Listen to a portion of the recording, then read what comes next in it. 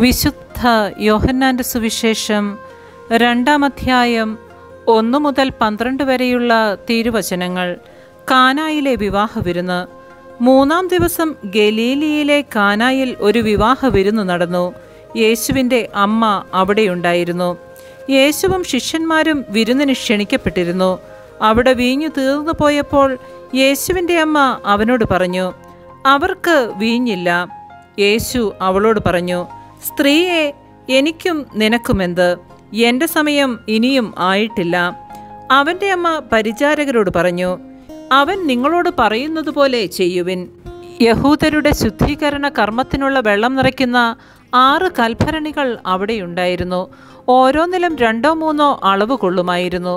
ഭരണികളിൽ വെള്ളം നിറയ്ക്കുവിനെന്ന് യേശു അവരോട് കൽപ്പിച്ചു. അവർ അവയെല്ലാം വക്കോളം നിറച്ചു.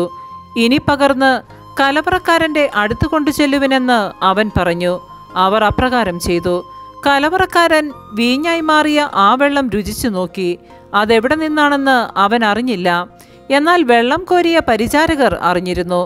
അവൻ മണവാളനെ വിളിച്ചു പറഞ്ഞു, എല്ലാവരും മേൽത്തരം വീഞ്ഞ് ആദ്യം വിളമ്പുന്നു, അതിഥികൾക്ക് ലഹരി പിടിച്ചു കഴിയുമ്പോൾ താഴ്ന്ന തരവും.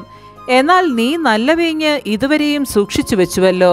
യേശു തൻ്റെ മഹത്വം വെളിപ്പെടുത്തുന്നതിന് പ്രവർത്തിച്ച അടയാളങ്ങളുടെ ആരംഭമാണ് ഗലീലിയിലെ കാനായിൽ ചെയ്ത ഈ അത്ഭുതം. അവൻ്റെ ശിഷ്യന്മാർ അവനിൽ വിശ്വസിച്ചു.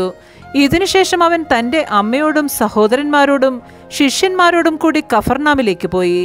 അവർ അവിടെ ഏതാനും ദിവസം താമസിച്ചു.